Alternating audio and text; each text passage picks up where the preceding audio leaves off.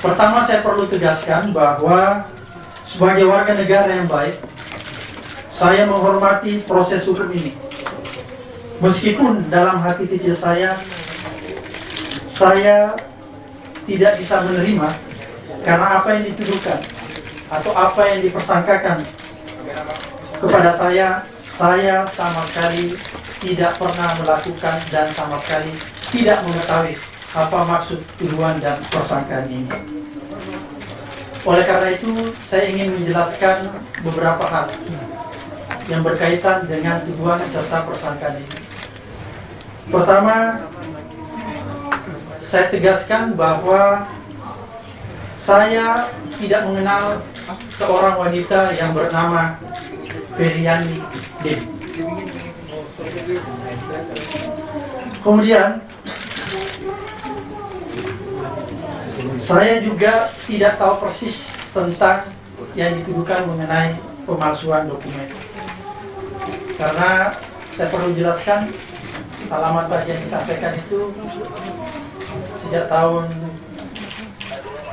1999 saya beralamat di rumah saya di Jalan Mapar. Oleh karena itu, secara pribadi saya bingung dengan kakak yang dimaksud, karena itu adalah hukum.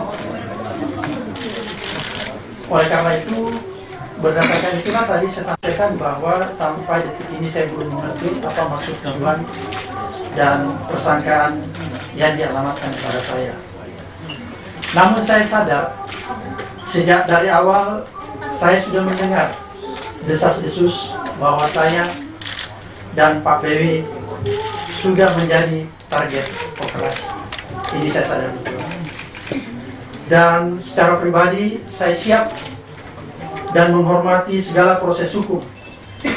Seperti saya sampaikan sejak saya masuk ke KPK, bahwa saya sudah berkomitmen untuk mewakafkan seluruh jiwa raga saya untuk negara Indonesia yang saya cintai ini, agar supaya kelak suatu ketika generasi kita, anak cucu kita, mungkin yang pada akhirnya nanti kita tidak akan menikmati, tapi saya yakin pada suatu ketika apa yang dilakukan teman-teman KPK akan menghasilkan sesuatu yang luar biasa bagi negeri ini, yaitu negeri yang terbebas dari kejahatan-kejahatan korupsi.